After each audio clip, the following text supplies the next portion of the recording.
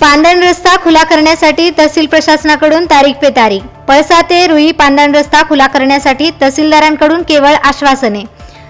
हदगाव तालुक्यातील मौजे पळसा येथील पांदण रस्त्याचा वाद सध्या पूर्ण तालुक्यात चर्चेचा विषय ठरला आहे। पळसा ते रुई या गावांना जोडणारा पांदण रस्ता खुला करण्यात यावा यासाठी शेतकऱ्यांनी अनेक वेळा तहसील प्रशासन तसेच जिल्हाधिकाऱ्यांकडे निवेदने दिली, मात्र वारंवार निवेदने देऊनही प्रशासनाकडून ठोस कारवाई करण्यात आली नाही। तहसील प्रशासनाने आतापर्यंत तब्बल 14 ते 15 वेळा रस्ता खुला करून देण्याचे आश्वासन देत तारखा जाहीर केल्या। प्रत्येक वेळी शेतकरी उपस्थित राहिले, आवश्यक साहित्य जेसीबी व ट्रॅक्टरही आणले, मात्र प्रशासनाने अधिकारी प्रत्यक्ष ठिकाणी हजर राहिले नाहीत। आजही पळसा येथील शेतकऱ्यांना पांदण रस्ता खुला करण्यासाठी तारीख देण्यात आली होती। सर्व शेतकरी नियोजित ठिकाणी उपस्थित झाले असताना न्यायालयाकडून पुढील 7 दिवसांची स्थगिती आदेश देण्यात आले, त्यामुळे महसूल प्रशासन घटनास्थळी येऊ शकले नाही। या प्रकारामुळे संतप्त झालेल्या शेतकऱ्यांनी पांदण रस्त्यावर ठिय्या आंदोलन सुरू केले असून जोपर्यंत महसूल प्रशासन प्रत्यक्ष रस्ता खुला करून देत नाही तोपर्यंत आंदोलन मागे घेणार नसल्याचा इशारा शेतकऱ्यांनी माध्यमांशी बोलताना दिला आहे। पळसा ते रुई या पांदण रस्त्याचा वाद आता चर्चेचा विषय बनला आहे। आज सुद्धा तहसीलदार येणार होते रस्ता खुला करण्यासाठी, आज आले नाहीत। तुम्ही इथं बसलो, काय नेमकी मागणी घेऊन बसलो? साहेब, आम्ही 8 महिन्यापासून हा रस्त्यासाठी परेशान आहोत, पळसा रुई। आणि दुसरी गोष्ट म्हणजे आज आम्हाला तहसीलदार साहेबांनी तारीख दिली होती, आम्ही मशिनी लावल्यात, आम्ही 200 माणूस इथं बाया माणसासाठी घेऊन बसलेलो आहोत। आणि दुसरी गोष्ट म्हणजे कसं आहे, आम्हाला शेतकऱ्याला एवढी छडछड व्हायली की सांगता सोनं आम्हाला जायला रस्ता नाही। आज आम्हाला माल न्यायला रस्ता नाही, बाईला रेगा बनलं, पाठीमागं रेल्वेचा ब्रिज व्हायला, त्या ब्रिजवरून जायला आलं, लोकांना अवघड चाललं, बाया माणसाला उतरायला चढायला। आम्हाला आज कलेक्टर तहसीलदार साहेबांना तारीख दिली होती आणि आज आम्हाला रस्ता खोलून देणार होते, त्याचं त्याला माहीत काय झालं आणि काय नाही। आणि दुसरी गोष्ट म्हणजे आम्हाला जे लोकनेते राजकीय पक्षातून खबरलेत की हर कुठं ना कुठं तरी आम्हाला दबाव अनुषंगाने आमचं काम बंद करायचं बघा।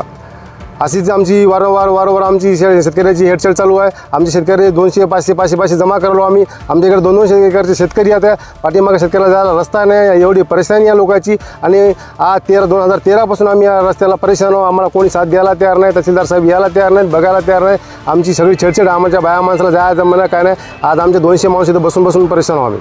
तहसीलदार साहेबांनी आम्हाला तारीख दिली होती आणि आम्ही या तारखेवर येऊन बसलो। तहसीलदार साहेबांनी यावं आणि इथं आणि आमचा रस्ता खुला करून द्यावा, आमची ही विनंती आहे तहसीलदार साहेबाला, कारण आमच्या लोक परेशान आहेत। यांचं आम्ही इथून उठणार बी सुद्धा नाही आता।